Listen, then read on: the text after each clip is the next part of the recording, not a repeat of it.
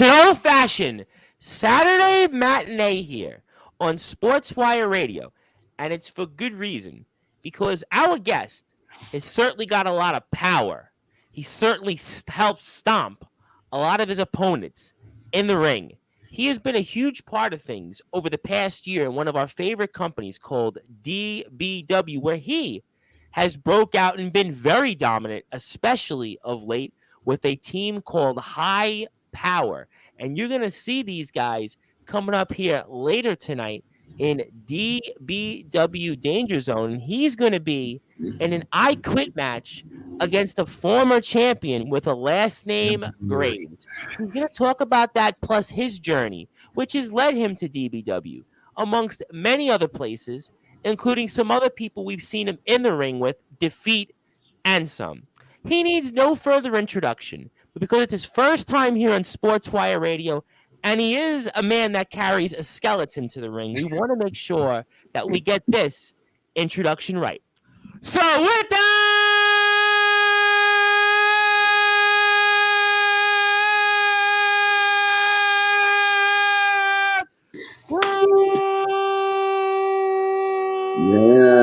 yes. Without further ado here on the Sports Report,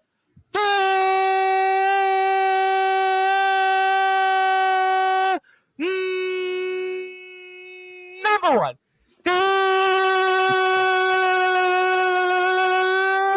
global sports show from DBW, otherwise known as Dominant Breakout Wrestling. They call him Mr. T3 Thomas.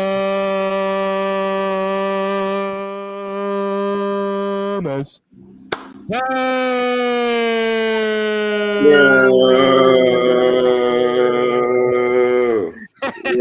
you know, we don't chill. I know we'll obviously break the fourth wall very quickly. You know, I always tell people this, Mr. Taft. Yes, I'm doing this 5 years. I'll be remembered not who I've interviewed, how many views, how many people. It'll be the introductions, because I could tell you were getting anxious, you were getting hyped, and obviously I could see that that's why we are very excited to have you, champ. Being a fan first of the show and hearing that for like maybe I say 4 months now, repetitively. Yeah, we've been doing DBW. I want to say Mr. Havoc got me. I heard through Mr. Chris Craven, through Mr. Havoc. I had Havoc on in July. So 4 months I've been following DBW. It's about right. 4 months. Yeah. Ever since the first one I've seen, I'm like, yo, it's that. That's the imprint. That's the imprint. Well, it's funny because I think now at this point, I've actually gotten messages in the last week from different people in the locker room. I won't say who and who will come on in the future. And I think now it's actually starting to take a life of its own. I think at first it was kind of like a slow build, but I feel like in the last couple weeks with DBW, I mean, obviously I've known Brandon. I'll mention Mr. Wakefield. I'll certainly mention him later on. But I think now with like the rest of the talent, I think it's certainly starting to take a life of its own. But you know what? That's here nor there. It is a absolute tremendous honor to have you on here, Thomas Taft. But, you know, I'm wondering this, especially for those that are listening and watching on Sportswire Radio that are going to get a chance to see Danger Zone upcoming here. I mean, we are going to see you in an I Quit match against Corey Graves. But I'm kind of wondering here, why did you accept? And I'm curious here on what are we going to see upcoming? All about that. I'm gonna take you back. I'm gonna take you back one show. Okay. Okay. Yes. Before World War. Yes. Okay. Big Tex and Corey Graves had their own situation, their own match. Okay. Correct. And the Punch episode 7. I saw not the letdown or the aggression or the anger, but I kind of felt the vibe that Corey gave off when he walked past me in the back. Yes, I remember that. Yes, that resentment and that aggression and that anger, why not accept it? Why not accept that I quit? Do you feel there's something to prove then here? I feel like he has something to prove, yes. Corey hasn't had a win all year. Yep. He had an opportunity at the world title. Yep, former champion here has had success in the past, not recently. Fair. Yeah. Fair play. Yeah. Okay. He lost to Tex and then aligned himself with Big Tex. Correct. And like I said in my promo on Thunder Punch, it's kind of like a cry for help. You see what I'm saying? Like, you had no relevancy, if that makes sense. You see what I'm saying? Yeah, I mean, listen, you did hit the nail on the head. You've had success recently. The Stompers have had gold in DBW. High Power has really become, I think about the landscape, and you guys kind of touched upon it without touching upon it. Ego's got their problems. Okay, Divinity's kind of doing their own thing. You guys might actually very well be the most impactful group in DBW right now, and he's the one that's trying to step up to the plate here. But Corey Graves has been, like you said, irrelevant these past several months, and it's been a really tough year for a guy that's been a 10-year veteran. Think about it. I know you've been a veteran as well, but he's a 10-year vet that's had almost no success this year. Yeah, and I mean, I do have respect for Corey. Okay, that's like, I don't want people to think that I have an issue with him, and I don't want people to think that he really has an issue with me per se. I mean, only interaction we've had all year is when he decided to come in the ring at the end of our 6-man match against Big Tex and Chaos. And honestly, I'm like, okay, you're still a manager. You're not even competing right now. So now that you want to compete again, okay, why not?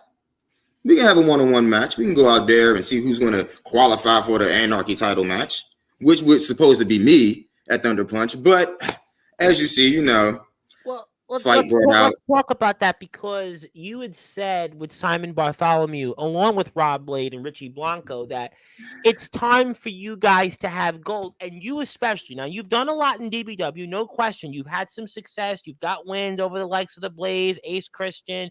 You've certainly established yourself as somebody that's in the mix. There's no question that High Power has done a very good job here in establishing, as I pointed out, with that Egos, basically, they've got some issues right now. In Divinity, they're doing their own thing. The Heretics and certainly Mr. Judgment, they've spoke for themselves. Judgment was here. I'm not going to go down that road.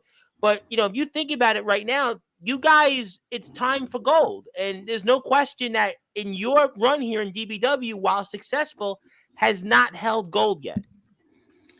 Well, a lot of people don't know. I've only been here a year and a month. That's 13 months. Yep. 13 months. And these 13 months, I feel like I've accomplished more in 13 months than people that have been here, like you said, 10 years, 5 years, 3 years, however you want to look at it. Hey, listen, we had Brandon Castelli on here, and he can't win the big one. We were talking about him, and I mean, he struggled, and you've got wins over the Blaze, Ace Christian, and he couldn't beat him. I mean, I'm just saying. Just saying. Everybody says the Blaze is the GOAT. I mean, that's neither here nor there. There's no here nor there. You see what I'm saying? I mean, he's a great wrestler. Absolutely. I have respect here, and I have respect there for him. You see what I'm saying? It's not a love-hate thing with a lot of people on the roster. I know I got a lot of hate from people on the roster about what I'm doing. Of course. Well, I was thinking about this, and I'll let you finish a second. I was thinking about this as we were getting closer to the interview. You've had almost like one of the more interesting runs in DBW, because if you think about like some of the, I guess, feuds you've been in, the matches, the situations, you've really had like one of the more intriguing runs I've got a chance to speak with on Sportswire. I mean, I was really thinking about this on the air. Thank you for even pointing that out, because welcome. When I first came to DBW, I didn't even have any sense of direction, period. I'm not going to lie to you. I didn't. I was like, hey, I'm here. Mm-hmm. Thank you, Brian. Thank you, Blaze, for allowing me to come here and showcase my skills, showcase my talent. And hey, next year comes, I'll be here. And after that, it was just like, okay, I know what I'm doing now. Like I came in, one match was face, came in halfway through the night, turned and became almost like a top heel type character. Everybody throwing trash at me and Chase. You see what I'm saying? Like, yeah, you definitely about 4 or 5 months, 6 months ago now, that was definitely the case when, certainly we'll like get to that. Yeah. That train has just taken off since then.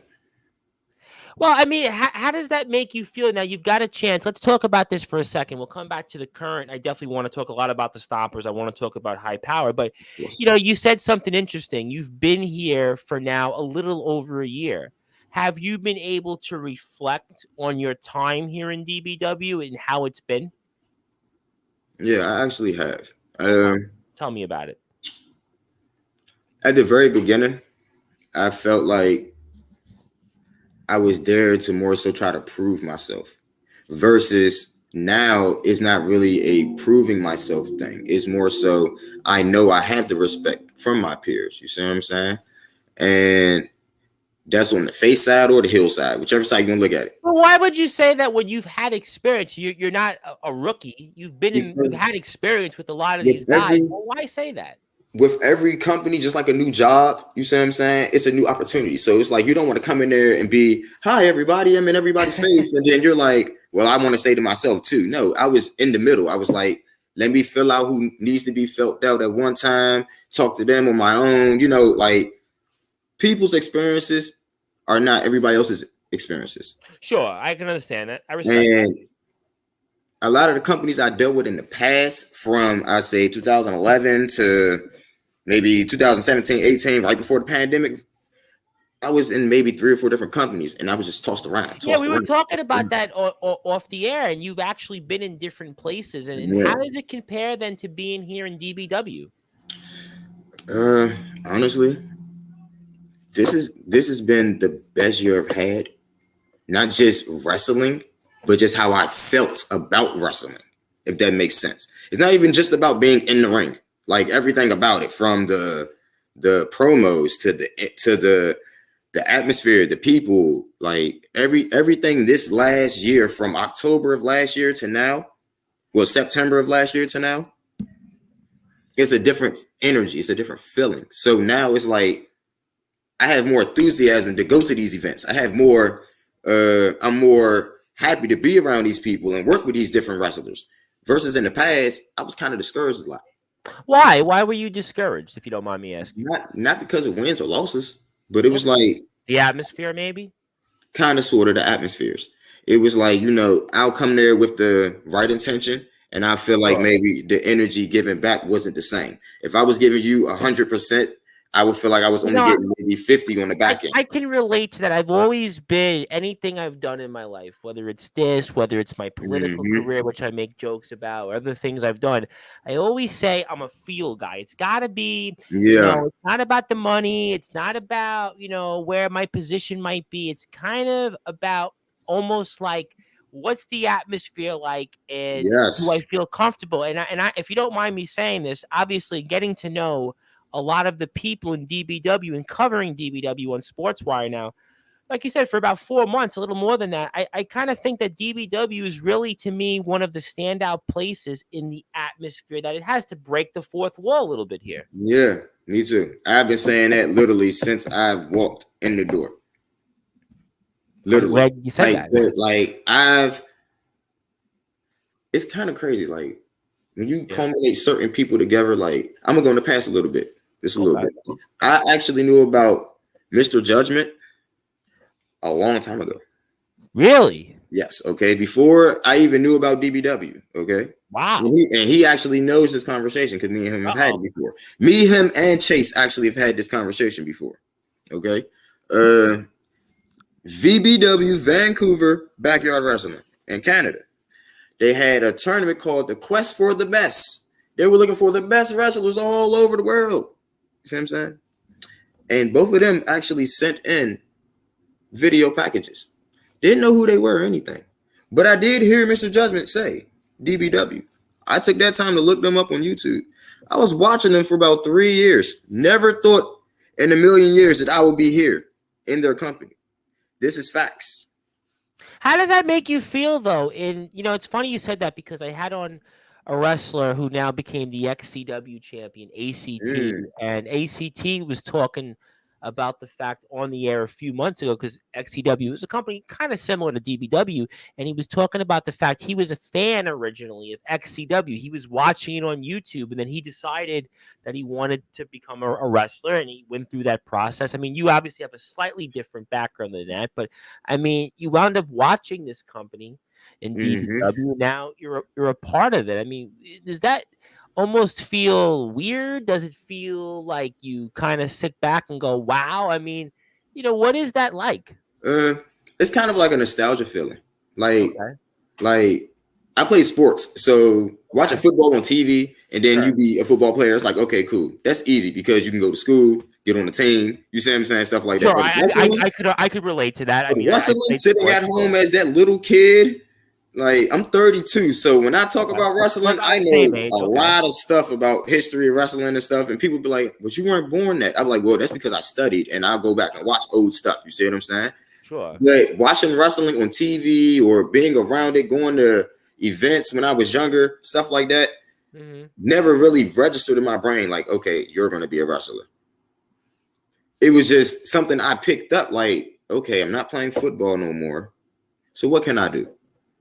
And a lot of people were like, wrestle. And I was like, okay, I hear Well, it. But that's a common thing. We had on a guy who you probably heard of, Moses Ireton, and he was a college yes. football player. Yep. Moses Ireton won a bowl game, and then Yes. he was done with college, and he was like, you know what? Well, I mean, I'm still young. I mean, he wound up being a wrestler. So, I mean, I'm not surprised that you went from football and I then was went to only wrestling. 20. Yeah, I was like 21, 22. Yep. Right? So Right out of school, 21, 22. and you became a wrestler because you were Yep. like, you know what, I still have a lot to give. I mean, it's very tough to go into being a pro. I mean, I do a lot of college basketball. I'm friends with a lot of college basketball players. One of my Yeah. buddies was a college basketball player here in Long Island, played for 4 years, and it was like, well, what do I do afterwards? It's either you go Yeah. into coaching or you, in your case, you did wrestling. I mean, so I mean, that's a path that I think it's Yeah. interesting, but a lot of people take that path, Mr. T3. Well, it's also like people say it's kind of like an easy transition. Like if you already got a I'm not a big person at all. I'm little. Like I wasn't going to say the anything. most I I've watched you ever definitely. weighed, the most I've ever weighed in life is maybe like 160. So I still think you weigh more than like, Chase Wakefield, though. yeah, of course. I mean the Hub City title, I had to Way hand more it than to him. him. I had to Yeah, hand it to him. You see what I'm I saying? see. Like, I'm just saying. But yes, I'm like one of those little people that still have the pit bull complex, the Napoleon complex, short and stocky. You see what I'm saying? Hey, you know So, what though? There's a lot of people. Listen, there's a lot of people like that, and you were an athlete. It's different if you were Chase Wakefield, the supposed Bitcoin billionaire. But the yeah, point is that you were an athlete. You played football. You played at a high level. I mean, I could certainly, understand and relate to. I mean, I've interviewed a lot of guys in the professional and in college world, and so you bring that. Maybe that's helped you because you did say that. Yeah, it's easy to transition, but it's actually not. People think, oh, it's such an easy transition from being an athlete to a wrestler. It's really not. I mean, there are plenty of people it's that go definitely out not. and don't do it. I mean, I think that's a big point. Maybe you should talk about that for the audience here, getting to know you, sir. I mean, the only reason why I say it was kind of like an easy thing for me was because I did it directly right after. Like soon as I stopped, it was like boom, running. Sure. It wasn't like, okay, what am I do next? No, I went straight to somebody teach me how to bump. Somebody had me run ropes. Somebody's suplexing me. I'm getting, going through all those notions 2 weeks after football. I'm curious on that, and we're here with Mr. 3T3 Thomas Taft himself. Thomas is a phenomenal talent here from our friends over at Dominant Breakout Wrestling. They have a huge show coming up here called Danger Zone. You can watch it on YouTube at Dominating Breakout Wrestling. Follow them on Twitter at Wrestling DBW and Facebook at Dominating Backyard Wrestling. You also follow Thomas as well on Instagram and Facebook.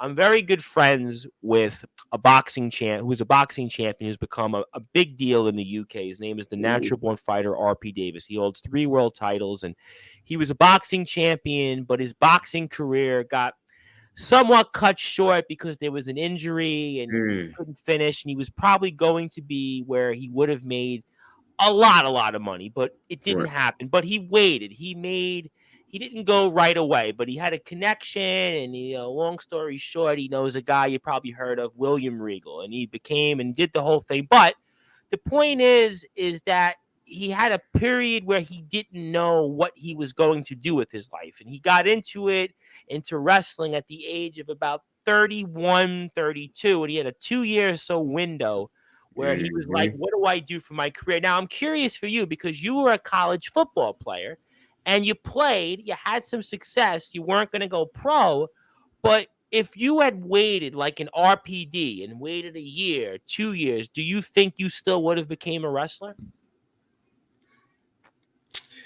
No. And tell me why.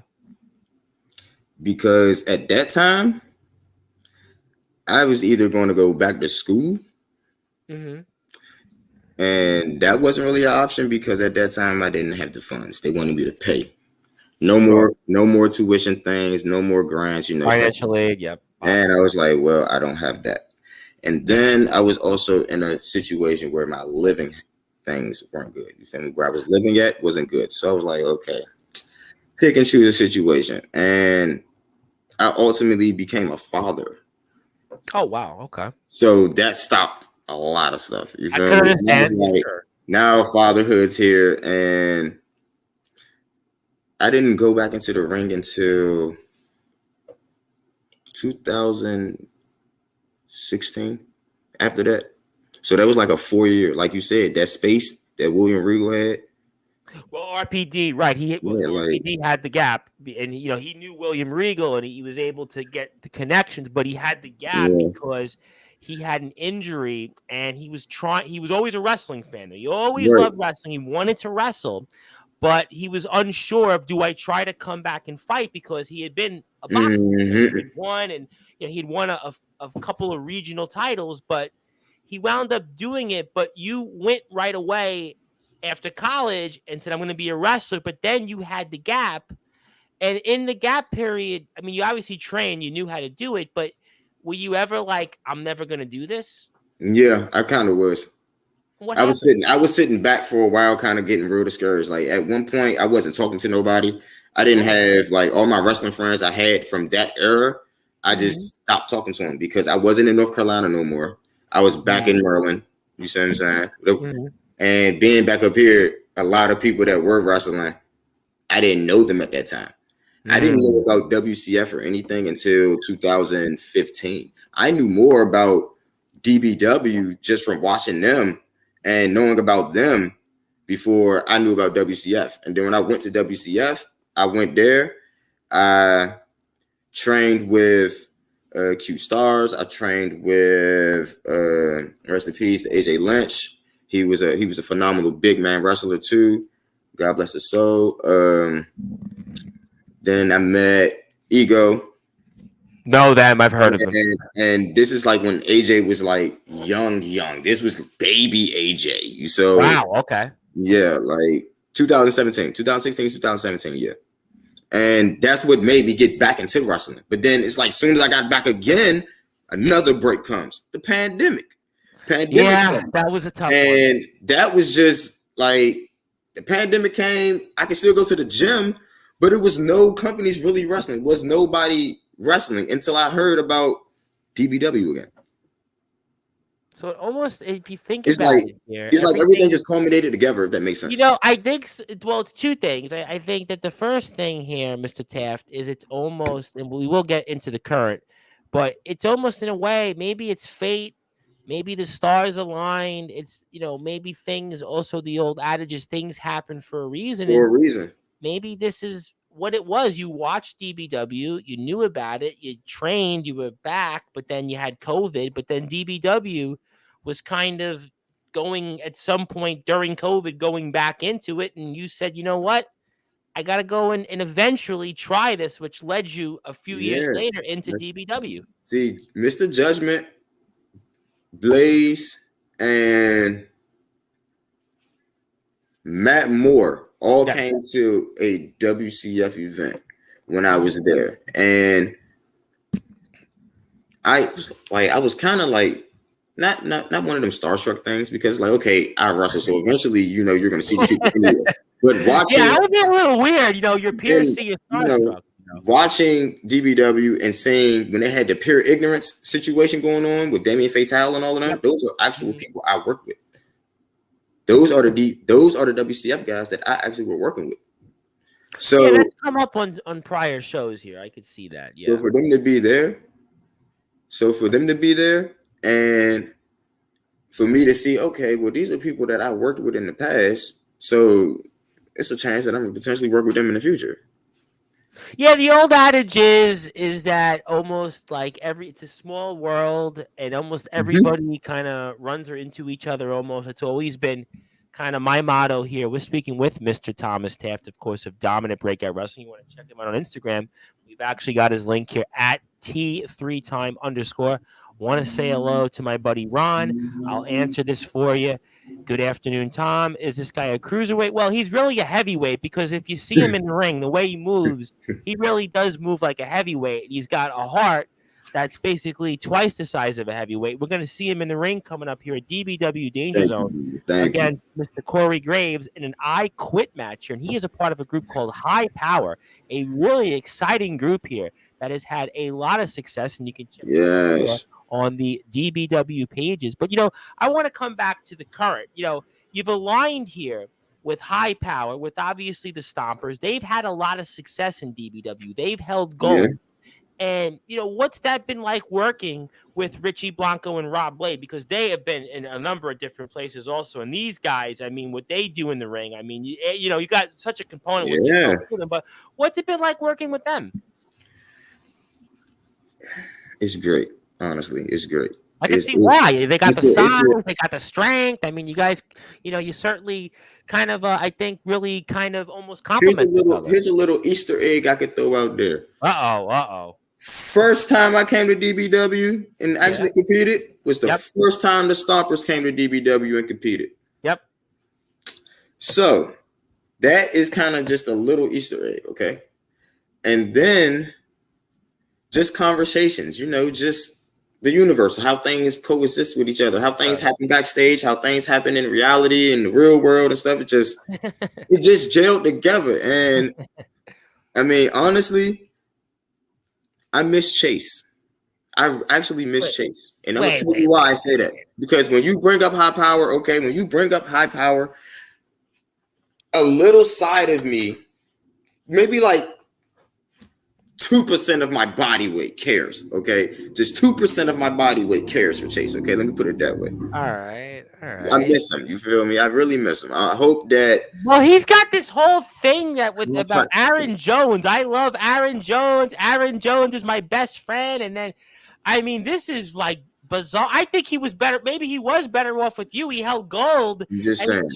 Although you certainly got him that gold, you handed it to him on a silver platter because he basically paid you for that. We spoke about that here months ago, which is probably where the first time you heard of Sportswire Radio. But certainly, now, he can't win against Cyrus, and now he's trying to figure out what to do against Brandon Castelli, the Mauler, and the Blaze Ace Christian now. But certainly, Aaron Jones is his best friend, but I don't know what to make of the Blaze. I was just kind of shocked a little bit. Since he's been back, I don't even really think that he's physically back. I just think it's some like contract. Well, he doesn't even. Well, we thought he was leaving this company. He said he was taking the championship, which you helped give to him, the Hub City title. He was going to take that to another promotion, another company. Yeah, and honestly speaking, I didn't really like care for him taking the belt. It wasn't the right thing to do. Like I gave you the title, so you're gonna take something I gave you. I asked him the same thing. Right. I'm like, there's a certain etiquette. I would think that if you're in a company and you're gonna leave, the right thing to do is to basically drop the championship and don't make a mockery of the company. And Mr. Wakefield has certainly tried to make a mockery of one of the premier companies around in DBW. My only issue with Mr. Wakefield is he had me in the loop. I know you guys. If you really pay attention, he defended the title. Yep. He defended the title against DVG. I wasn't there. Yep. Commentary wasn't even talking about it. Like, hey, where's Mr. T3? I remember that. Then you had Van Hansen. Yes. Still no Thomas Taft, but supposedly this is what he told me. Okay, this is the after everything that happened. I got a lot of text messages from Mr. Wakefield, like just randomly, just text messages like, "Hey, so what you had me blocked or something?" No, I didn't have you blocked. Just magically, you just sent me a chain of messages. But one of those messages was, "Sorry, Taft, that I couldn't wait for you to go to the show. So if you remember, I had an in-ring segment for the Holy Grail. Yes, I do. Yes, I was still able to get to the show, but I wasn't there once again during his match. Notice that. I did notice that. I remember it very well. In that double cross, if you notice once again, I wasn't there for his title match against Robert Pearson. We're supposed to be a unit, and I don't arrive with you. Well, I think that was the thing that was kind of spoke about here. I think I might have mentioned it when Mr. Wakefield came on here. I think about 3 months or so ago now, is that it was kind of, I mean, certainly I guess you were supposed to be friends. You were supposed to be for hire, but it was kind of a bizarre situation where you guys really on TV weren't together very much, if I recall correctly. Not much at all. Hardly many times, I think in those couple of months. I feel like it was kind of a cop-out. I feel like it was more of a cop-out of him telling the world, like, yeah, I paid him off because he's the Bitcoin billionaire. But in all honesty, there was never a payoff or none of this. Like, I just want you to get I was actually going to ask you about that. I mean, I was going to ask you, what was it like to be paid in Bitcoin? But you're saying you didn't get paid. His office is still next to my office in the building. Literally, it's just like, Chase, if you ever want to come back, you know the door's open. You know your office is over here. Mine is here. You see what I'm saying? Don't need him anymore because you got the size, you got the strength, you got guys that, I know, you certainly have opinions, but I think you're better off now with Rob Blade and Richie Blanco because High Power, like I said, you guys are in position. I think you're right there to arguably be the premier group in DBW. If you would have been hanging around Wakefield, not to say you would have been a flunky of his, but, you would have basically been in the background. You would have helped him. Sure, you would have certainly, done some things to get him some wins. I would have no doubt about that. Yeah. But I think with High Power, you guys are in position. You maybe with the Anarchy title, and then those guys back with the tag belts. Eventually, you have to think that they're going to want those belts back. I think you're in a better spot now than you were about 5 months ago with Wakefield and with the Hub City title. It all started with elevation. I mean, that's been our motto. Our motto collectively. You want to elevate? Yes, I heard. Elevate, like, and elevation doesn't have to power up. Yeah, and it doesn't have to be a bad way of elevation. Like if me losing, prime example, if me losing a match to somebody gets them the elevation, I still did my job. I'm here to elevate DBW. I'm not like, okay, titles, cool. It's just something to put around your waist, your arm, something to say thank you. And the company basically shows appreciation for the hard work that you put in. But you still have other things that you could do before you ever call yourself a champion in any company. If you go back to just June in Exodus, yep, I'm the first person that dealt with the new blood that was brought into our company, Jacob Cassidy. That story between Chaos started a long time ago. And I'm getting to that. We're getting there with that. That's a fair point. I mean, listen, I still think that you should have some gold in DBW. I still think that you guys are primed and poised to take over. You guys, like I said, with ego, certainly trying to figure out where they are. Obviously, Mr. Havoc's occupied with the World Extreme Championship situation. They're now in a triple threat. Yeah. You've got, obviously, AJ's on the shelf. You've got the Blaze Ace Christian now occupied with your old friend, I guess you may say, Mr. Wakefield. And then you've got, obviously, the other Graves, Colin Graves, and he's kind of been on a losing streak. And then you've got Mrs. Judgment. So, I mean, you've got a whole situation there. You guys don't have to worry about that. Let me say hello to a few more people here. Ron, I'm going to answer it for you. He is a heavyweight. Go watch DPW shows. But obviously, Ron actually left. I told you. Listen, everybody that's in the ring is a heavyweight. Trust me. Have a great day. Let's go Packers. Hey, I'm not a Packers fan. Sunday, the Steelers will be taking that win. Oh, you are the man. You are the man because on Sportswire, every week I actually for the past 3 years pick the Steelers. They've kind of been like my second team. Oh, I am a Steelers fan. you are the man. Since 1996. Okay, so that would be the days of Jerome Bettis. That would be the days of Rod Woodson, right? Coach Cower and Cordell Stewart. Tommy Maddox. Yeah, I grew Tommy up XFL Tommy. Speaking of wrestling ties, I grew up on all. Yeah, I grew up on. Yeah, I'm a Steelers fan. Although I will say one thing, we'll go back to DBW, and I have a couple more comments I'll get to in a second.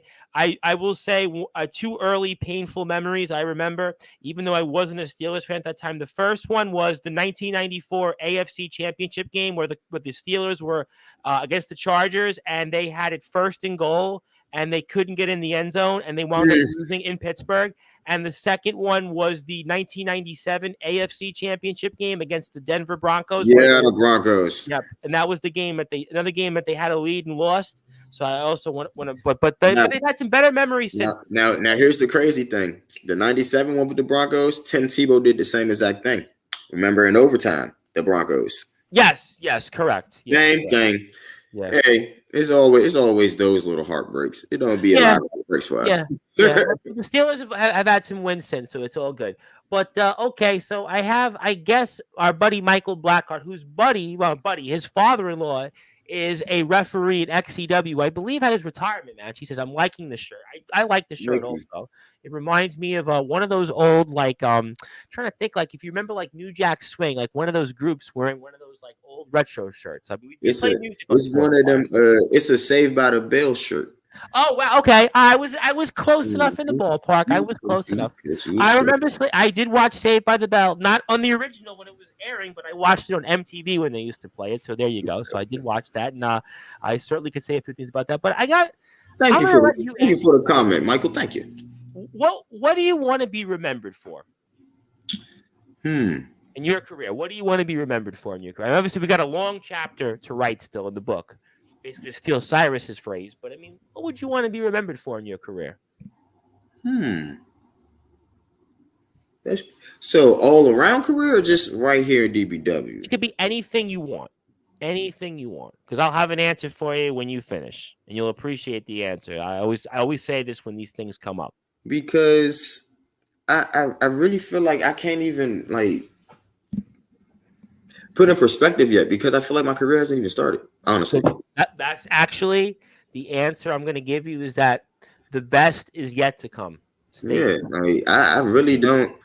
Stay tuned. That was one of those questions where you ask somebody and you want them to think hard, but no, I can't even give you a hard answer on that one. It's an easy, straight up answer. The best is yet to come. Listen, my career hasn't even started. I literally have I've only been seen from the DBW eyes. You see what I'm saying? I haven't been seen. I know you said you've obviously known some people that I know, obviously Chris Craven you mentioned, Ego, but realistically, in the grander scheme of things, with everything here in DBW, I think this is where you've kind of been on the front and center stage. No question, you've done things outside of DBW.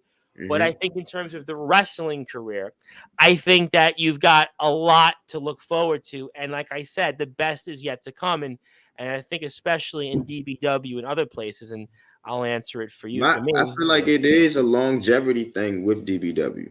Absolutely. Just in general, just from the time I came in at the beginning to now, a lot of things have changed already.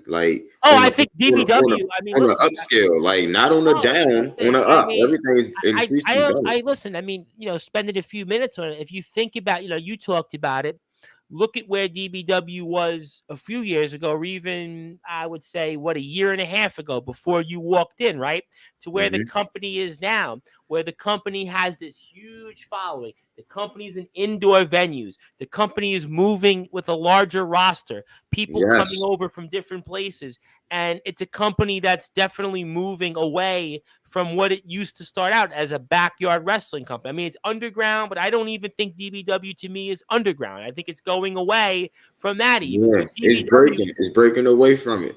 Absolutely, because And it's like every month we take that step. It's like every month. Even the Thunder Punch episode that aired 2 days ago, it's already got 500 views. Mm-hmm. 500 views. So that tells you that DBW is moving. World War had, I think, 1,300 views or something like that. World War is only not even, a month old? I mean, so the fact that we're seeing DBW move in leaps and bounds, kind of like your career here on Sportswire Radio. We're here with Mr. Thomas Taft. My name is the Reverend Tom Bryce, your voice of all wrestling, the host of the Sports Report, the man behind Sportswire Radio. And if you like what you hear from us 24 hours a day, 7 days a week, 365 days a year, we have an internet radio station, which we're actually moving to a new website here, probably in a few days. But if you like a podcast, if you like music, if you like talk, we actually play your favorite shows. We actually do it free of charge. I handle all the engineering. I handle all the scheduling. I handle all that promotion stuff. So if you have a show out there, if you have music you want to play, you want to get heard on the radio worldwide for free, we do that here for you here on the link below. Also, if you want to watch prior Sportswire radio shows, you can always do that anytime here on our YouTube page, and you can see many DBW shows. And we'll have more DBW coverage coming up here real soon. Stay tuned for more details on that. I promise you. I got some guests that certainly Mr. Taft is going to be very, very curious about here. We'll have more coverage here coming up on Sportswire Radio Wednesday night, Wednesday afternoon here East Coast time, with the reigning, defending GT Ministries and Bolton Town Wrestling World Champion, the Vigilante of Pro Wrestling, Bentley. Bentley is back in the house here. Bentley's going to talk about his successful title defense at the last BTW show. He's also going to talk about here next Saturday's card at GT Ministry. So a lot to talk about with Bentley. So it'll be Wednesday afternoon, evening UK time. So look forward to all that. You can follow GT Ministries and Bolton Town Wrestling on their links. GT Ministries UK at all socials. Bolton Town Wrestling on Instagram. Check them out on Facebook, Twitter. But we are right now having a great time here with Mr. Thomas Taft of High Power. All right, so let's talk about the current Chaos Conspiracy. Now, this is where I really want to get your perspective on, because Robert Pearson, as you know, the Bone Shaker, the last Bone Shaker, he was on Sportswire a few weeks ago, and he said a lot of things, and you guys have mixed it up quite a bit with him and obviously everything with big tax and all that stuff that's going on here. So I'm kind of curious in what did you make of what Mr. Pearson had to say, and what do you make of things here with you and Chaos Conspiracy? Because it's gotten really nasty and personal here these last several weeks with you guys. Well, honestly, as I said earlier, a lot of this stuff I feel like stems all the way back to Exodus. Okay. You see what I'm saying? Like, yes, sir. When they first came to the company, it was a surprise for me. It was a surprise for everybody, honestly. I'm in the ring waiting for a Holy Grail opponent, and Jacob Cassidy just emerges through the curtains. And I'm like, oh, okay. Cool. You see what I'm saying? Cool. Jacob Cassidy. We got some people in here. And then and honestly speaking, it's the same way I felt. First time coming through that curtain, I was the face. So I get it. True. The crowd's gonna love you. You're a new face. You look young, and they love stuff like that. Oh, got juice and energy. Yeah. And I shut it down. So I feel like it started with that. Then, they had Robert Pearson had his his match with my friend Chase. Even though me and Chase have our issues, but I still call him my friend. But he had this match with Chase, and he didn't win it. Yeah. But I kind of feel like he had an issue with me to an extent, because me and Chase kind of did have something going on. So it's a high power thing. Yep. See, so I left that alone. But somewhere down the line, like you say, everybody crossed the same paths eventually. Destiny. It's like it was destiny. You see what I'm saying? The way that they were having their singles runs, both of them having their singles matches back and forth from Thunder Punch, and opportunity here, opportunity there, And once his cracks at gold, Yeah, it was just going to be a matter of time. They had their singles opportunities, but they're a tag team. So you're a tag team. You got to come through the stompers in my eyes. Well, you making it now. That's where you do make an excellent point, and I want to get to a couple of things that you said here first. But the Stompers have been here in DBW. The Yeah, Stompers have held gold, and the Stompers have been a tag team in different places that have had a lot of definitely success. have. Stompers Definitely have have. been a team that, they're a cream of the crop. They're right there with any team you could think of. And, Pearson and Cassidy have really been, I don't want to say they're a shotgun team, but they don't have the experience together that, let's say, Blade and Blanco have. I mean, so obviously I would think here though that maybe that these guys are stepping up maybe above their weight, or they're punching above their weight class. Is that something that you feel, or you want to talk about Mm, that? not really. Not. No, I why don't not? say it that way because once again, high power's main objective is for elevation. So, like I said, you come pick a fight with the Stompers if you want. Win or But lose, after what we saw in World War, it didn't seem like that was really much of a fight. I mean, Chaos Conspiracy, you guys handled them, and you guys dominance. you even handled Big Tex. It took all 3 years, but you still handled him. Dominant. We were dominant in that match. We were dominant. I said it. I mean, I give you credit where credit was due. I mean, that's why I say. I mean, sure, elevation, but isn't there like knowing like what to do or maybe not to pick a fight where you really can't win? I mean, I know Pearson talks about doing it for the fans and doing it for the people and doing it for the right reasons, but Yeah. I mean, there's also a common sense issue. I mean, common sense shows right now that Chaos Conspiracy really hasn't had much of an upper hand against High Power. Nope. Not at all. I mean, they kind of thought they had the upper hand by getting Big Tex. I mean, cool. That was a good idea if you say. You Well, I mean? mean, we saw what happened with you and certainly Mr. Graves, and we saw things kind of develop there in a sense. But I mean, Big Tex has got the size, and they like him. But He's an insurance policy. yeah, That's it. That's all. I mean, you see a big guy coming at you with a chair. What are you gonna do, Tom? Well, to be fair, I mean, you guys actually in the match in World War maybe it was actually would have saved Chaos Conspiracy all this problem. You guys were actually heading for the exits. You guys were like, nah, we'll move on. We don't want any more of this. And yet, Yeah, we were trying to take the easy way out. I actually thought that was, I shouldn't say this, but I'll say I thought it was my favorite part of the match. Hey, look, you got a big man that then took out all three of us. We don't have time for this. We're gonna go on the back. It was really smart on your smart tactical point. You know what? Why even bother? Why deal with that? Just run for the exits. We're still gonna have stuff later on in the future. That's what I'm thinking. I'm thinking about longevity. Like, why I went in there and just got clotheslined.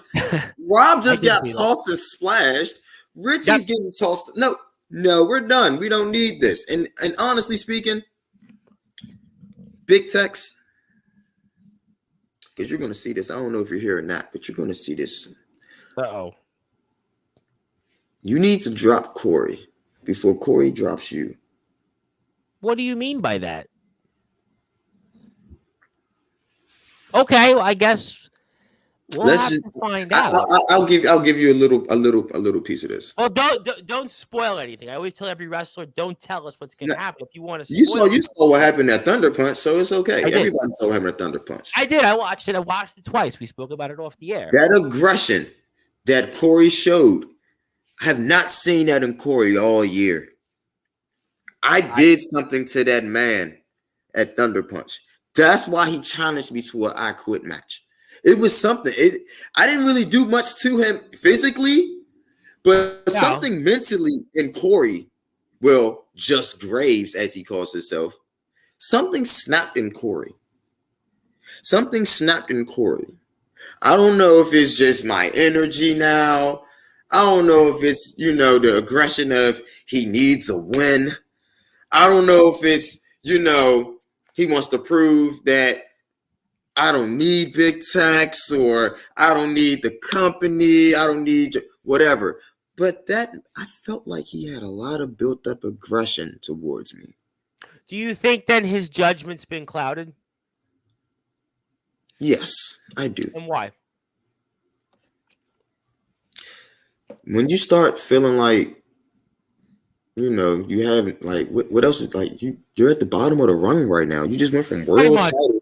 You just went from world title shot against Judgment to walking around with big Tex.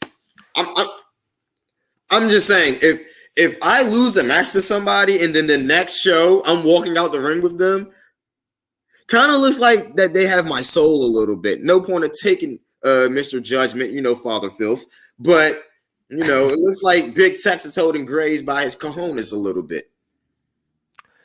Well, I guess then it's almost in a way that going into your match again, we'll come back to Chaos Conspiracy in a second, but I guess in a way, maybe I know you say that Graves will certainly leave Tex and he'll certainly maybe possibly hang him out to dry, but it seems to me that Graves, going back to the also very beginning of our segment here, that Graves is trying to hang on for relevancy and he's hanging on to Tex literally for dear life, clinging to him, holding on to stay relevant by being alongside a big Tex. Which is definitely true as well. Because like I said, it's like a cry for help. When we had our interview with Simon on episode 9, yep. Yeah, it's like a cry for help. Like I will never, ever decide that I'm just gonna throw a fit because I lost to somebody and then now I'm gonna join them. You just cut a whole promo about that man. You talk you look how disrespectful he was about Big Tex. And now literally you're woohoo, let's go Tex. I think you answered the potential question is that in DBW this year, if you read the tea leaves, he hasn't had any success. The only way possibly to get back and have success, I would suppose, is maybe have a guy with your back the size of him and maybe align yourself with people like Pearson and Cassidy. Hey, but you gotta catch the wave, man, and that's what he did. You feel me? He saw the big wave. That's a mighty big wave. Come on now. He saw how the crowd reacts to Big Tex. He saw it. He felt what Big Tex can do firsthand. Absolutely. So, hey, let's go to another company here. Chris Jericho, I love him. When he was with the Big Show, that is exactly what I see right now between Corey and Big Tex. Yeah, you could. It's your insurance policy. It's like, yo, as long as I got Tex, I know I'm good. As long as I'm just being honest. You could have had the match won against me at Thunder Punch. But yeah, the Stompers did come in and break it up because you thought you was going to beat me. You thought you were going to beat me. To be fair, Blade and Blanco said that, yeah, you'll take the match, no problem. They basically were with you. No problem. No problem. To give them...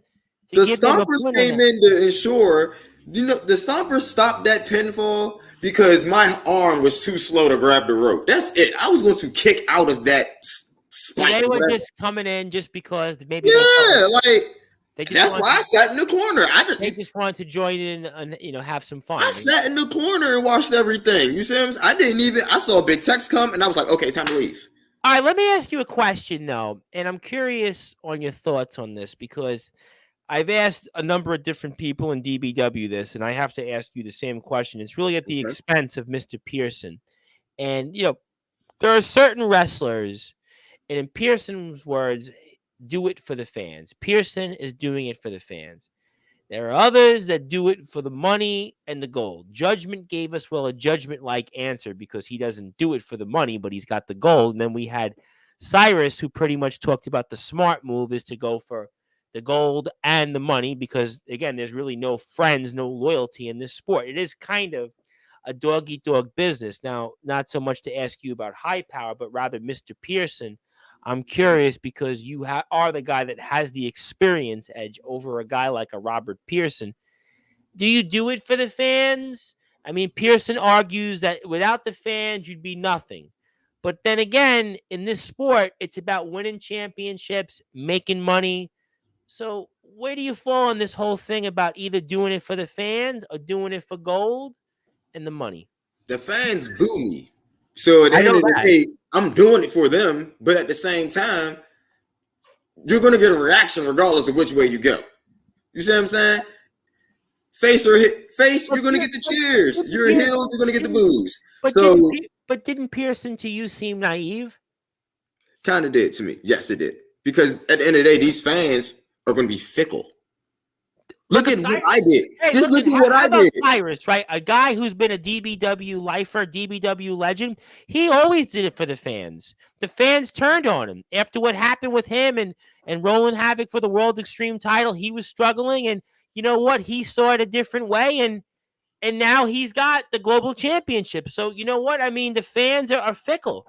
The little scenario that I always play back in my head, just from being a DBW. Okay. Talk about that. I came in the ring. I hit Chase with a cutter. Yep. The crowd cheered. Yep. Came back out later in the Holy Grail. Everybody's booing. That's how fickle they are. So you can't do it for the fans. I'm sorry. And I think that's obviously, we're going to see about the Bone Shaker and Mr. Cassidy. Obviously, I don't think we've heard the last of Chaos Conspiracy and the Stompers. And I think that's what's going to certainly be what Mr. Pearson, Mr. Bone Shaker will find out, is that doing it for the fans eventually, I'm going to say this time, not to cut you. I'm going to say it like this. This has actually happened to me. I've wrestled where there's been no fans. So how can you do it for the fans? Well, I mean, listen. Well, how about COVID, right? I mean, COVID. There was no fans. You're not wrestling for the fans, because if you're wrestling for the fans, then you're never going to get what you want out of it. And there's always somebody that's going to not like what you do. When I walk out that curtain and I hear people boo me, I love that. But guess what? Winning or losing to me is what I really care about. I don't care if you boo for me. I don't care if you cheer for me. I don't care if you like my music. I don't care if you like my team shirts. And by the way, you can buy. I don't care if you don't like my power. I don't care. And the DBW page, you can go. By the way, link. Yep, you can go and buy. I don't care if you don't like Thaddeus. I don't care about none of that, because guess what? I'm here to go in the ring. Here, 1, 2, 3. The winner is Mr. T3, Thomas Taft, or the winners are the Stompers, or the winners are High Power. That's what I'm coming out here for. The fans don't say that through that mic. The fans aren't smacking the mat 1, 2, 3. No. They're not the ones that's putting the titles on the line. They're not the ones making the matches. So Robert Pearson, he's in denial. Forget naive. He's in denial, because there's no way that you're doing this with a fan. And on top of that, he wants another match. He wants Cyrus again, but he's come up short already. He's not had the success, whether it was Wakefield or anybody else. And he's got his work cut out for him. And Chaos Conspiracy definitely have their work cut out against the Stompers. It seems like they want a lot. They want a global title. They want hub titles. They want tag titles. They want like what did Havoc say? It's like Oprah. It's like Oprah. You see what I'm saying? Like, you're saying that he came onto Sportswire to whine and vent and trying to get what he wants, almost like a big baby, a little kid. And the truth is, he doesn't deserve it. He doesn't deserve it. You didn't shake my hand. 30 minutes of he didn't shake my hand. And I said here, and I believe I even asked it to Cyrus. I mean, in this sport, people do it for themselves. He don't have to shake your hand. Cyrus will drop you on your head before he'll shake you on the hand. And he's certainly got a decorated career to show that you've been in this sport a long time, and you were on the gridiron. You know about people that will certainly like it. People do things for. So Mr. Pearson has got his issues. There's no question about that. I'm sure we'll see more of Chaos Conspiracy coming. Tom Brady never got all those rings for the fans. Just keep that in mind. Tom Brady got all them Super Bowls. Listen, never for the fans. Absolutely. Listen, and that's the thing when and I said this here, and I want to move on to a few more things here. Is if you think about Judgment, right? Judgment's got the world title. He ain't doing it for the fans, right? The Heretics got the tag titles. Cyrus has got the global title, right? Those guys are the measuring sticks in DBW. Yeah. The high power and the stompers and yourself are on the verge of gaining gold in some capacity. You guys ain't doing it for the fans. So the Yeah. facts are the facts. You can do it for the fans. And Brandon Caselli, the mauler, he may find that out the hardest more of anybody else in a Heaven's Gate match. I mean, the Blaze, Ace, Christian. Look at all of those guys. You can go down the list. They are not doing it. They can say they're doing it for the fans, but the success is certainly to be left desired. And I was curious. I wanted to ask you this question before I ask you some other things here over the next little while. And you can answer it any way you want, but what are your goals here in DBW? My goals, of course, yes, I want to have championship gold, of course. Sure. But in longevity, I want to be here to see where it could go in the future. Period. Like, that's my goals. My goals is to be here for the longevity future aspect of DBW. And it doesn't have to be in the ring. It could be in the back. It could be with helping new people that come in later.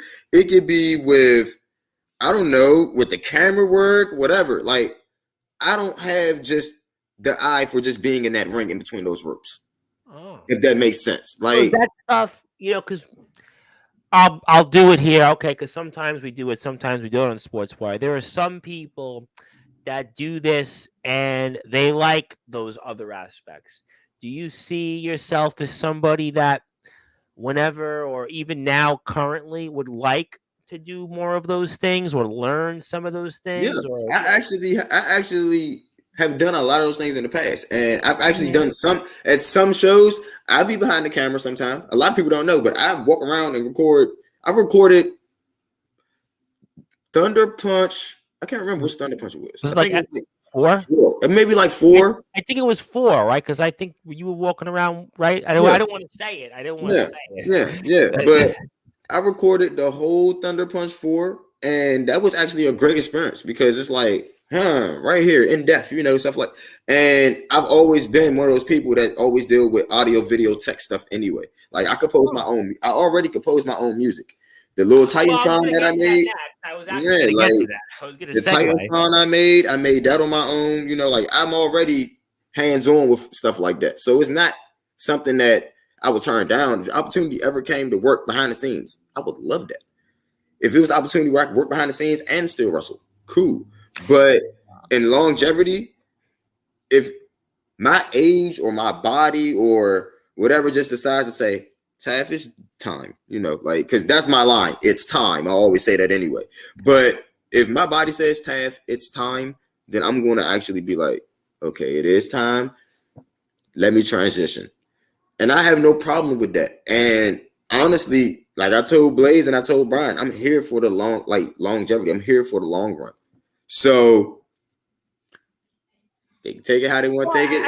I think, and you know what though, and I think that as we're here with Thomas Taft, and Thomas Taft, of course, is a huge part of things in DBW. He is really one of the breakout stars over the past year. My name is the Reverend Tom Bryce. Thomas is doing a great job alongside Rob Blade and Richie Blanco of High Power. But I think that that's what DBW is about. People that are here, they want to be here. DBW, look, okay, I'm going to say this without saying it. I speak with a lot of wrestlers around the world. I speak with a lot of companies. I've been doing this for 5 years. So I have a good sense of people. I have a good sense of character. You are an athlete, so you'll know exactly what I'm going to say. There are certain companies, certain places. This is not even immediately any DBW competitor. I'm just saying in general because I speak with many people. There are some people or some locker rooms you could tell that there's politics being played. There's certainly different decisions that are made, and you watch it and the eye test says it doesn't pass. When I watch DBW and I talk with the DBW talent, one of the reasons why I think DBW has grown by leaps and bounds, because DBW has a very positive environment. The people that are here really want to be here, and that's why DBW, I think, is a place to be almost. Yeah. And I'm going to tell you something that in the time that I've been part of DBW, right? And I've said this before. In other companies I've been in, other places I've worked for or worked at, there's a word that gets thrown around a lot, and that word is called jobber. Yep, Okay? I heard the word. I heard it. Not one time have I ever heard anybody part that phrase out of their mouth in DBW. And that holds value. Now, hear me out. That holds values to me. Even if somebody else might have said it or talked about it, I don't know if it's even spoke of or not.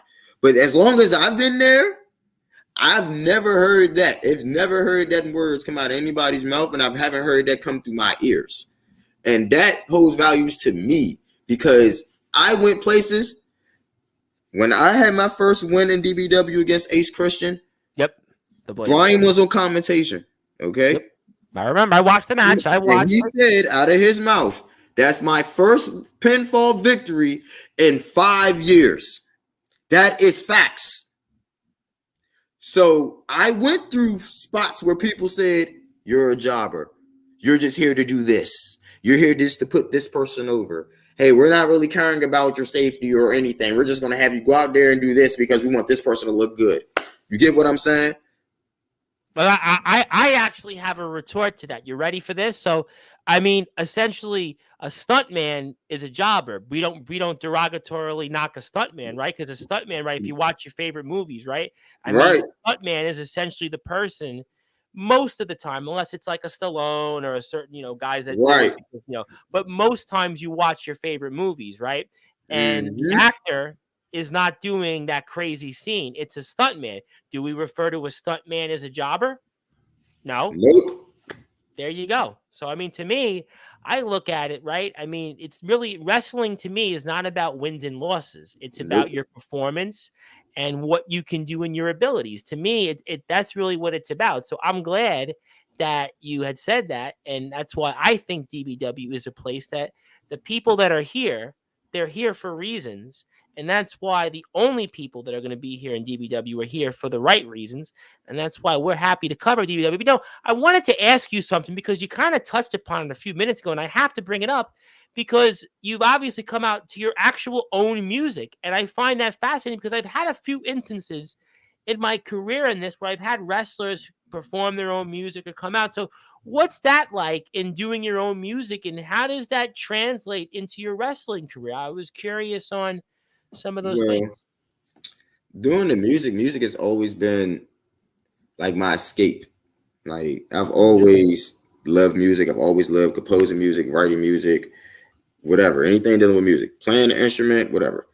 But a lot of people would say, if you can perform in front of strangers, if you can go on a stage and you can perform, or if you can go in front of groups of people and just start doing music, then, you don't have that fear factor. And sure. I was never one of those people. Like, I'm not shy. So wrestling kind of was the same atmosphere. Like a lot of people that wrestle, sometimes when they first start off, you can ask them, they be a lot of shy people. A lot of people be. Hey, you know what? I can tell you. Right and stuff like that. I've seen that firsthand. I've worked in the world of politics. I've worked for people that have been politicians. And when I started out as a kid in politics, I would be terrified, of certain things. Obviously, you would never know now. But I think people, like I can tell you in the political world, I've seen people that, have been like, Congress members, state representatives, and, and they were like terrified to speak. In fact, I even interviewed one.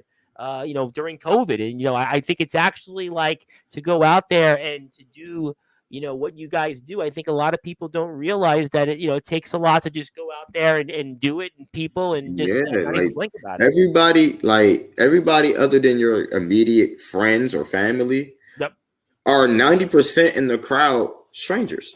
So it's like your first impression, as soon as you hit that curtain, boom, that's the first thing these people are going to know. They're not worried about if you're a good guy or a bad guy first. They're trying to see, what are you wearing? What does your hair look like? What does your music sound like? Stuff like that. So it's like, I kind of already had that image already before I ever stepped in the ring because I did music. So doing music is like, okay, before I even get on stage, what outfit am I going to wear? Okay, what songs do I want to use? Do I want to have flashing lights today, or do I want to have smoke and mirrors type effect today? And it's kind of like how the rock era and the grunge era merged into wrestling. Yep. that's the same kind of way that I see wrestling now. It's like we're in an era where now it's not even Titantrons no more. It's just words with glitter. Yep. So I was like, okay, I don't want to do that. So I went and actually compiled a video of me and the Stompers, all our different moves, different spots, and then found an actual instrumental that went together and just combined it. And sometime next year, we're actually going to have a whole revamp. Like, I'm going to have one for myself. The Stompers are going to have their own, and then High Power is going to have their own. So during the off season, you know, we're going to start working more. Well, I was curious if you don't mind, because I've had on people that have done music and wrestling. One of my friends is a woman, Jenny Hayes. They call her the rock idol of the UK. She performs, and she's kind of done wrestling, but her boyfriend is obviously runs a wrestling promotion in the UK, and she's somebody that comes to mind in terms of like doing both. And you know, what's the difference like for you in maybe getting ready to like perform a song or something comes to mind versus wrestling? I'm curious because I've asked Jenny this question, and since I have you, and what's it like for you and the differences and similarities? The similarities first are that I always have the same mind state that, okay, this is a character. Even when I do music and when I wrestle, this is a character. So it's like, go find that character, get into that mind state, and then boom, hit the curtain or hit the stage. So it's kind of like those are the only real similarities. As far as getting mentally prepared, it's like, okay, I'm Thomas Taft today. So if I'm Thomas Taft today, then this is what Taft would be doing today. You see what I'm saying? If I'm Mr. T3, because Mr. T3 is when I put the mask on. You know what I'm saying? Yep. So it's like, yes, the announcers or the commentators, they're announcing me as Mr. T3, Thomas Taft. But now that I no longer have the mask on, I was gonna say, I mean, I would have had a total different. Listen, I don't know if it would have worked a month ago when you had the mask on. I'll be honest with you, I don't know if we would have really had an interview because you had, even with Chase, you had the mask. I just don't think that we could have spoke. Honestly, I mean, it made sense. I think. It's the truth because, like, obviously, like, you know, because a lot of the stuff on sports, right? And I know we're speaking some things in the breaking the fourth wall, but you know, a lot of the stuff. What I try to do on the show is I try to let you talk in your character. Because a lot of guys, now I'm going to really shoot, quote unquote, shoot. A lot of these people that do these podcasts or these, you know, live streams, they don't know anything about the wrestler or the abilities, and they ask them about, like, you know, WWE and SmackDown. You know, I heard. You know, Cynic do one of these, and he was like, they asked him all about, like, you know, SmackDown. You know, it's like, so it's like I don't do these and wanting to ask you about like your favorite wrestling memories. I really try. So the point is that a month or 2 months ago, I don't think I could have interviewed you, really. No disrespect to you, but you were basically, your character didn't speak. You were basically this mysterious man. You've kind of sort of broke. I mean, you have Thaddeus still, but the point is that I don't think I could have interviewed you. Because what I do on Sportswire here, which is what I'm known for through my career, is I really try to be in the current tense. I don't try to do something that I don't think people would be interested in, or it's a disrespect of what your character is. I mean, I'm just going to be totally straight up. Right. And I understand that. Like, when I had the idea to even put the mask on, it was more so just going to be, I put the mask on, I take it off when I come to the ring. But then I was like, I can actually run with this for a minute. You know, I was like, I can kind of use it as like a mysterious type thing. Like, okay, what really happened? It was very movie-like to me. It was very, I'm trying to think of what the movie it was. I watched a lot of movies, and I was doing a podcast for a while, and I took drama in school. I just reminded me of just like a movie. You had to move with the mask and coming out, and it just reminded me of, like, you could have been one of those guys on a bike almost, just running around and you know, robbing somewhere. Now, I did it because I wanted my heel persona to basically come out. But at the same time, like, stay away from what Thomas Taft was when I first came here. You see what I'm saying? Yeah, you do. Yeah, I see. And like the Hub City match, the build up to that match and that whole turn situation was solely on. It was very out of left field. I mean, watching it, it was very left field. It was solely on how I carried myself in the number one contenders match. Now, the number one contender battle royal, I came in with all the dark clothes on. I wore black. That's the first time I ever wore dark colors. But because it was a rumble and everybody knew me from beating Blaze at the last show, the crowd was like, okay, it's Mr. T3. You were the underdog that people were behind and believed in. Right. And here's a brand new title. Nobody knows who's going to walk away with it as far as the fans go, of course. And I mean, I'm going to take this from Robert Pearson. We're doing it for the fans. In that case, I was definitely doing that for the fans. Okay. Sure. But I'm telling you, I did not expect for us to get trash thrown at us. I did not expect to get trash thrown at me. I think because people were really wanting to see you pull it off. And the fact that they saw you do what you did to help Chase Wakefield, the Bitcoin billionaire, you know, for what that's worth and what it is worth, I don't know. Depending on your crypto portfolio. So wait, you watching back? You are telling me you thought I was going to win that? Watching that back, you're telling me that in your mind you thought that I was winning that Hub City? I mean, you had you had a shot. I mean, if I, you know, obviously I do these things and somebody will say, you know, but you definitely, listen, you had momentum going into it. No, I will tell you that much. Watching it, you were somebody. The win you had was monumental. It was a monumental victory. I heard everybody in the back and the fans and stuff say, you know, Taft should have won and T3 deserves it and all this stuff. I heard that crap the whole time that Chase had the belt. I'm going to be honest with you. Yes, it was a hell of a match. Yes, it's a nice title. Hub City title is not for me. I'm just being honest. It's not for me. What I did in the Hub City title first match ever will be enough for me. You get what I'm saying? Like, well, I'll tell you what might be for yours in the future is the Anarchy Championship. That might be yours in the future. That might be a title you can make your mark with.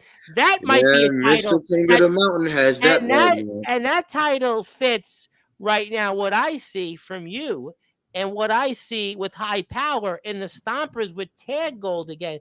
This is where things kind of crystallize and come to fruition, which is why you got to watch DBW Danger Zone and all the great DBW shows ahead here. And you can definitely do that here in the links below. Definitely make sure you watch. Man, all I know is this evening y'all will see me versus Graves in the I Quit match.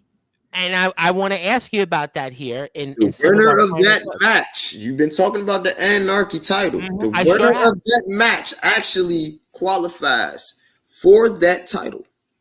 I sure have. And I actually wanted to ask you, obviously, and I know that we want to kind of come back to the current and promote that.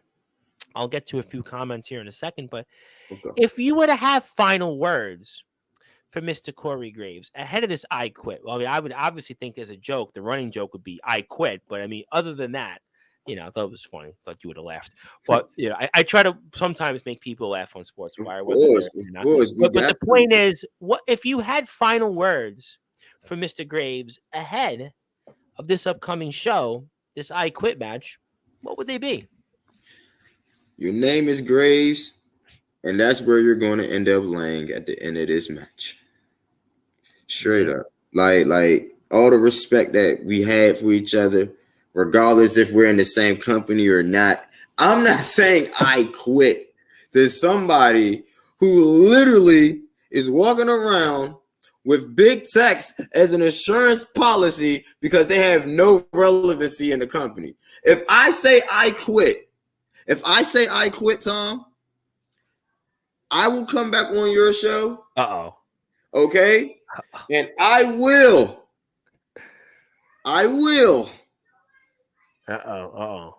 properly give Mr. Graves his flowers. I will come out my character and respectfully tell Mr. Graves that he was the better man.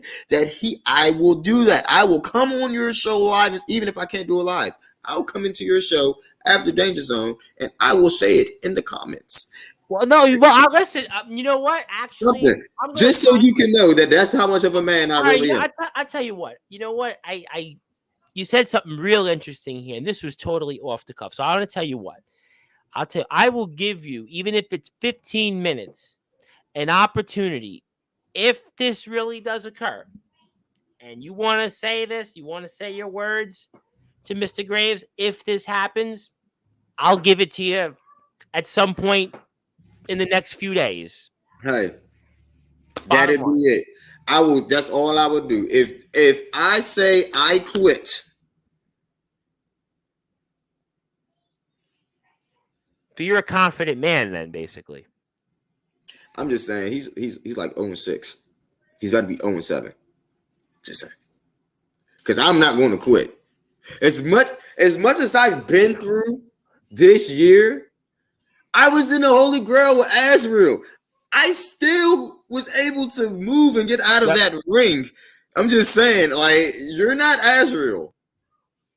True. I got knocked out. That's it. I got knocked out. But I'm just saying, Azrael did that. You know what? I gotta say, you got some.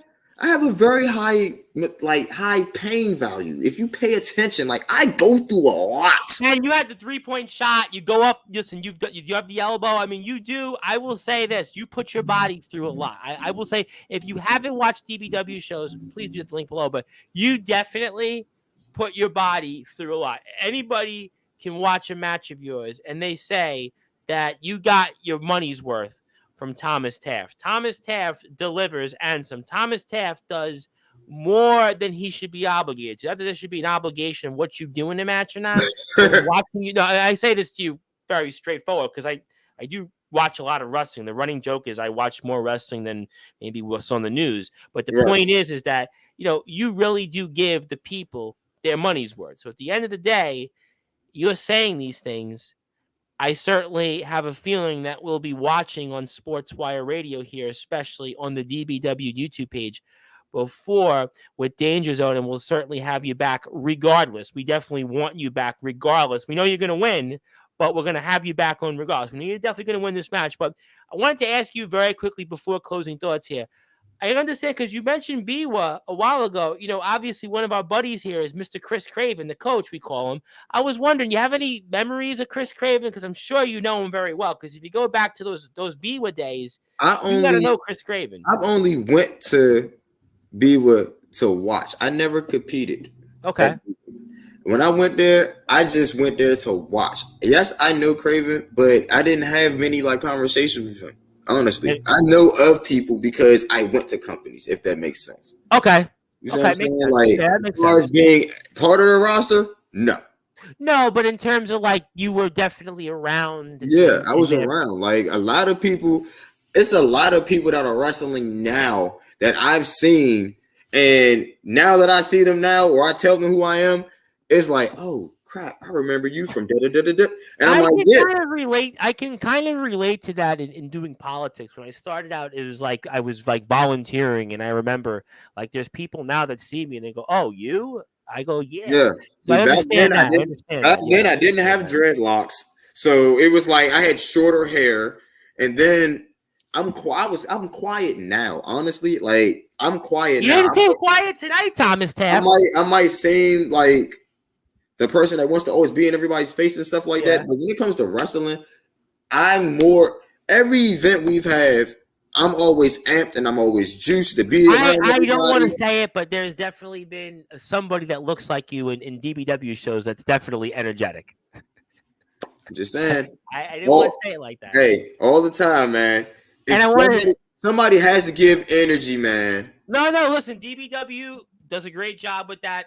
I legitimately say this. DBW has become one of my favorite companies to watch. DBW, I actually dropped or made time specifically these past several weeks. So my schedule was a little tricky. I always made sure to give time to DBW because I just love the product.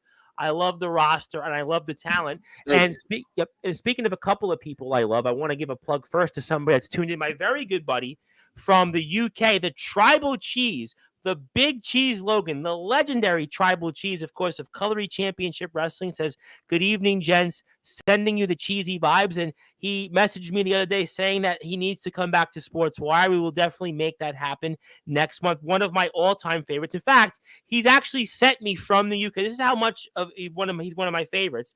He sent me UK candy. He sent me merchandise to my home. This guy is really one of the top people, and he calls it like it is. He will tell you if he sees something in the business, in the wrestling business, if he sees something, he basically calls it straight up. That's why he is the man. That's why I love CCW.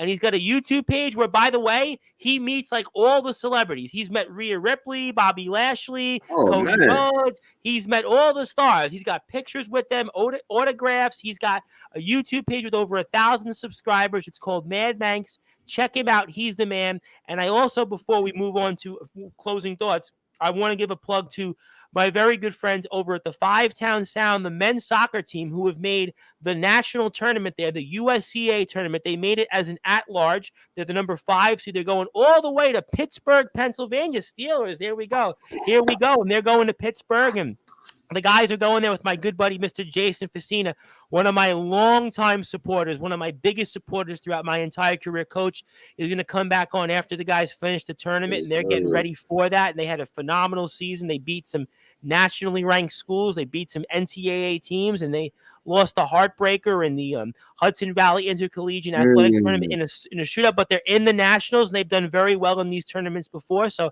we're looking forward to watching the guys. A number of different players here, like Angel Chavez and certainly Stephen Pagoya, a number of different players. I want to signal out Ettore Morelli, Coach Morelli, who came on here, Coach Rells, and you can follow Coach Facina on Instagram at Coach Facina. Also, 5towns_sound on Instagram. Also, FTC Men's Soccer on Instagram.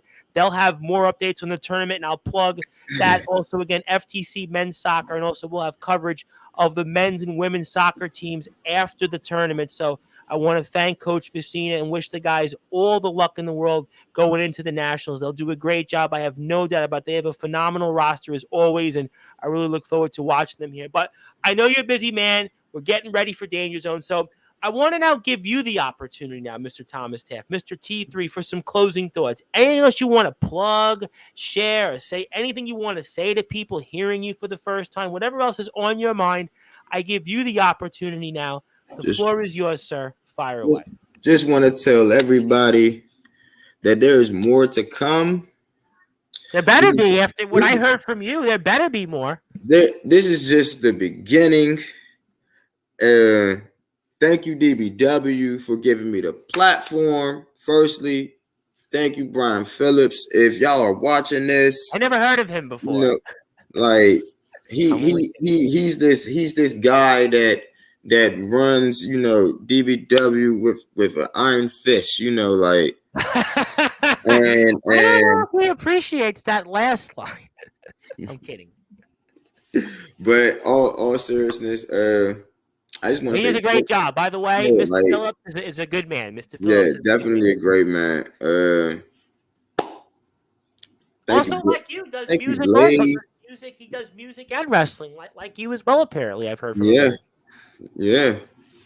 Maybe you and him should do a collaboration sometime. Do a little rock rap mix or something like that. Rock techno. I see.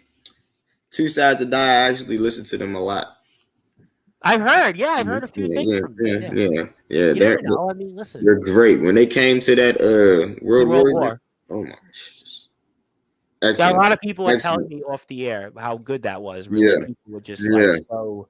I heard that was actually a mind-changing experience because that goes back to what I said with like the grunge and the wrestling era where they merged it. Yep. You see what I'm saying? It's like I was just there. Well, I think it's good when listen. I think it's always good when people from different musical backgrounds kind of merge. I mean, I think look at people talked about rock rap. It all goes back to Aerosmith and Run DMC. Public Enemy and Anthrax. Limp Bizkit and Method Man. You can go down the list. I mean, I think it's always good when people expand their horizon. I've been thinking about Kid Rock and Sheryl Crow years ago. I mean, I think you just can go down the list of people that I think collaborate. I think it's good for people. It gives people different tastes. It allows people people to expand. And I think that, maybe you and Mr. Phillips could expand your horizons and his horizons one day.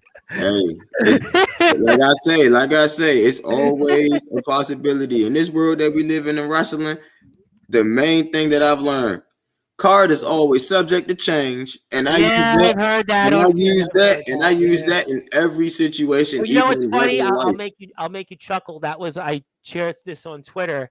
They had before it was right before the Survivors, because the anniversary of Bret Hart and Shawn Michaels just was, and they had a Madison Square Garden show. It was the week after the Survivor Series, and it was supposed to be a fatal 4-way match. It was the Undertaker, Stone Cold Steve Austin, Shawn Michaels, and Bret Hart. But the cop out was card subject to change. See, trying to tell you, that's all it takes. Yeah. That's the industry we live in, and as far as like my last little notion of anything, I'm just ready for this is our last show coming up, November to Remember, and it'll be like the culminating of everything, because from the beginning of this year to now, I've been a very big part. No, you have. You have not really, just like EBW, of not just EBW by myself, but everybody else I've worked with, if that makes sense. Like, no, I think it makes sense. Matt Moore, the Blaze Ace Christian. I really want to see what's the final product. Like, November to Remember. Yes, we have Danger Zone tonight, but knowing that November to Remember is our last show is going to be like you made this perfect sandwich. Now you just got to put the last piece of bread on top. You see what I'm saying? And that's my final closing statement. My final closing statement for everybody is that there's still more to come. There's better be more to come. High Power is here for elevation. We are the 3. We are not the good guys. We are not the bad guys. We're just the right guys. Well, you know what, ladies and gentlemen, I think it was the right time to have on Mr. Thomas Taft, and I want people to follow him on Facebook, Thomas Taft Wrestling page. Check him out on YouTube as well. Also, Instagram, T3time_, because this guy is going to be a huge part of things. And as I said throughout the show tonight, he has had a very interesting run here in DBW this year, and I have no doubt it's going to continue and some, because High Power will be a huge part of things in Danger Zone coming up here later this evening, and I have no doubt further that at November to Remember, we'll see a lot from High Power, including the Stompers, Rob Blade, and Richie Blanco. So we're looking forward to more coverage from the guys. We'll definitely bring on Mr. Taft on before the year is out. I have no doubt about that. DBW is one of my favorite places. And one more time, if you want to watch DBW shows upcoming, you can do that here in the link below. That is at Dominant Breakout Wrestling on YouTube. Over 3,000 plus subscribers join the movement.